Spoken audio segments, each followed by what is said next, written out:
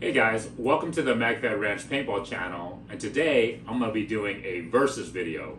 But before I get into it guys, subscribe to that channel, smash the like button, share, and comment. Alright guys, let's get into it. So, today I'm going to be discussing all the different roles or positions that we can play in MagFed Paintball guys.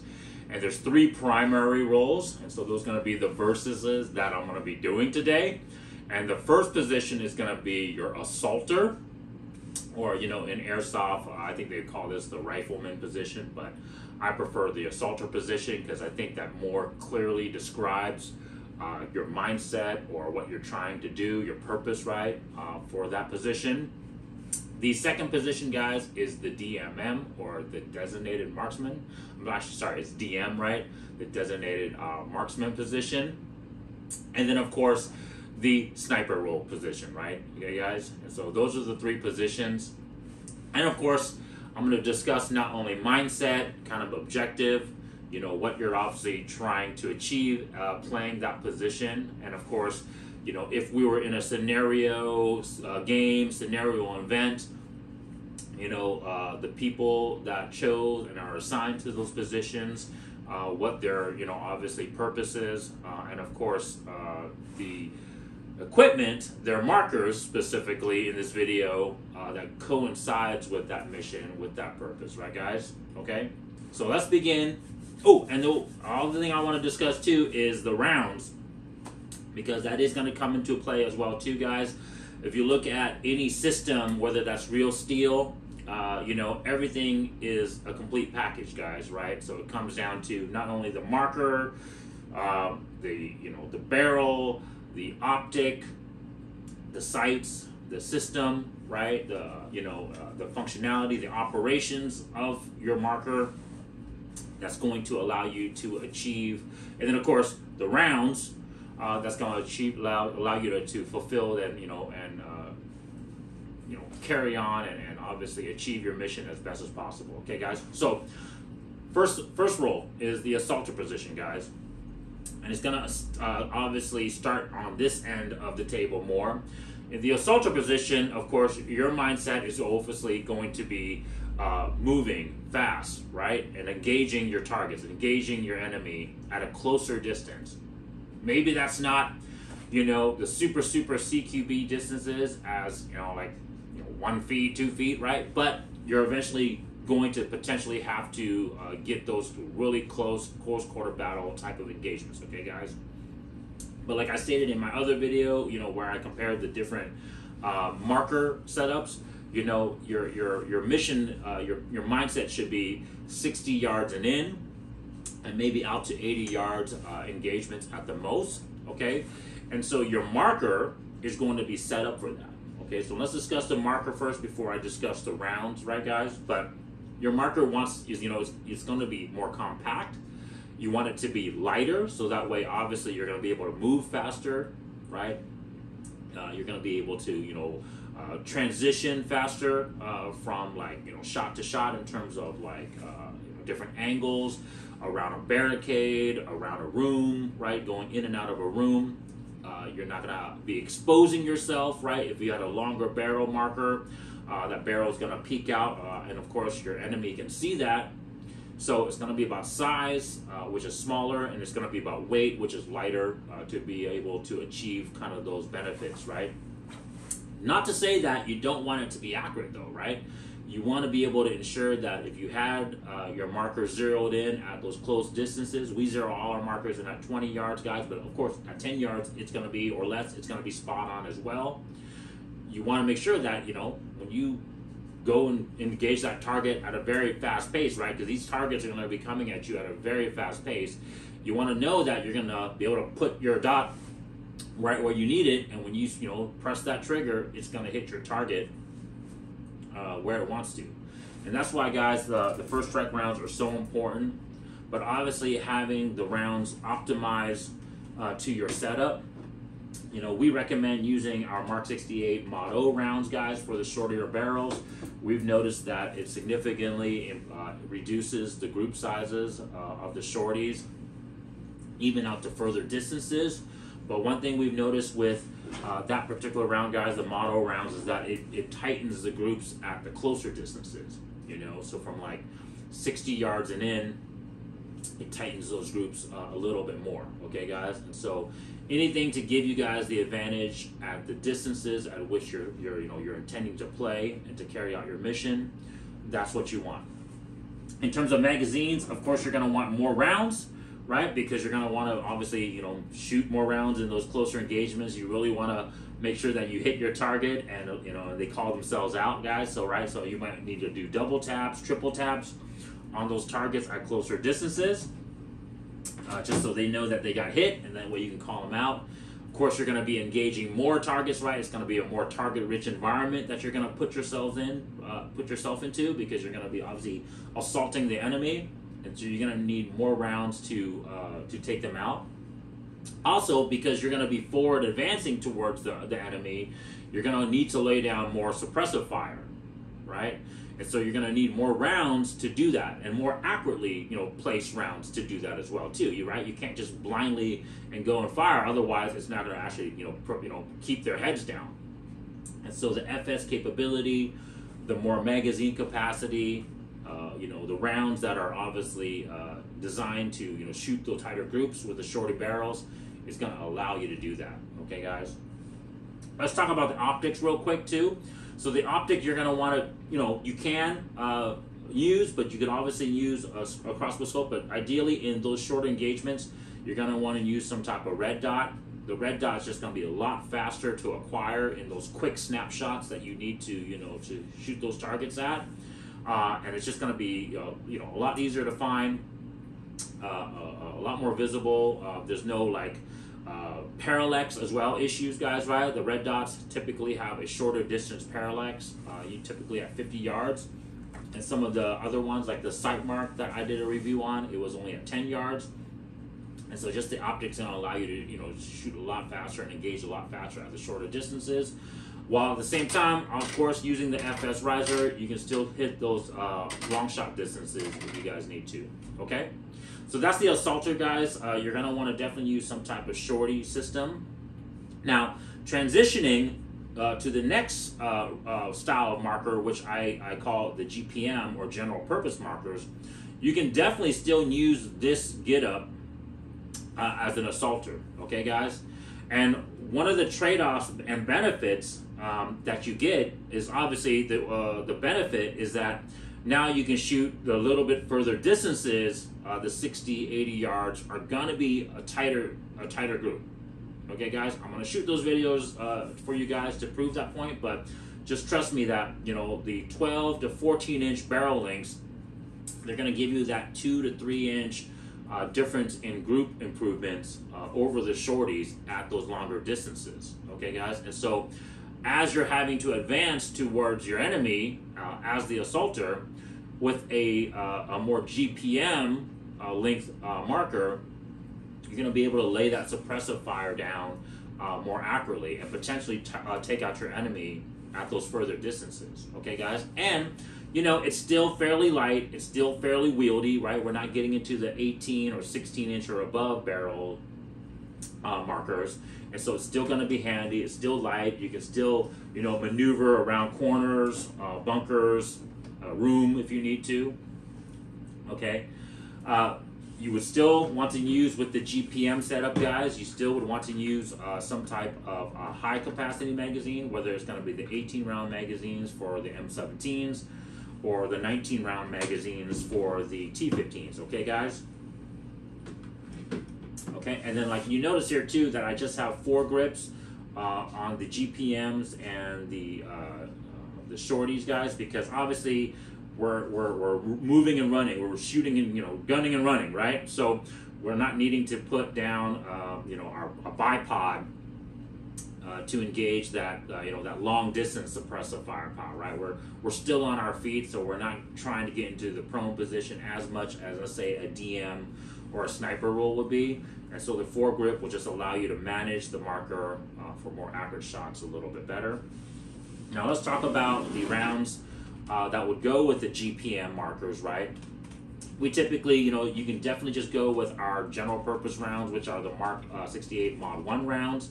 But now this is kind of where you can start using the DMM rounds that we offer, guys. The Mark 68 Mod 2 rounds.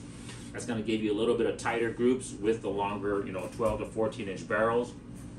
It'll allow you to kind of engage those enemies at the 80 to even potentially 100 yard range a little bit better, but at the same time having the size and weight benefits of the GPM markers.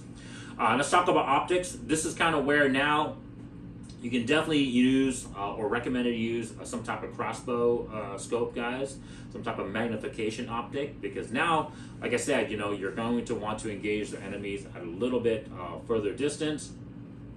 You're going to want to be able to kind of, like I said, lay that suppressive fire down or eliminate them at the longer distances. And so a fixed crossbow scope like the one I have here, this UTG 4x scope that has reticle holes out to 60 yards, or like the Hawk one, the 3X Hawk scope, guys, I'm gonna do a review on that one shortly. But the Hawk 3X scope that has like a reticle holes out to 70 yards, that would be kind of an ideal setup for a GPM marker. But you can still use a red dot as well too, guys, if you want to on your GPM marker.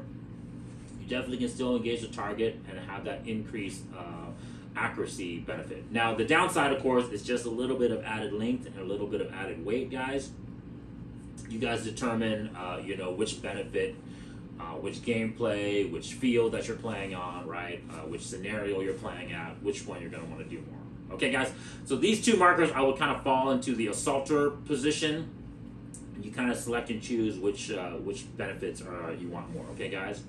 Now going into the designated marksman position, this is when we're going to start going into our DMM. Okay, guys, our designated marksman markers. Okay, guys. Now, don't get me wrong. The 14-inch, 13-inch barrels. You that length. You can definitely play as a designated marksman as well. But this is kind of now you're not assaulting, right? You're part of that fire team that is going to be assaulting the mission, the objective. But now you're going to be laying back a little bit more. You're going to be the one primarily having to lay that long distance suppressive firepower for the assaulters to move.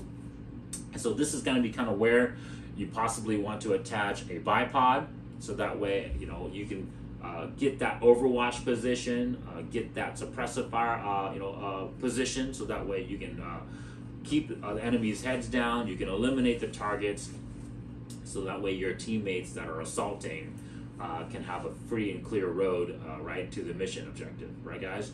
And so this is kind of where you're going to want the longer barrels as well. We're talking 16 to 18-inch barrels typically on the DMM or SPM markers, guys.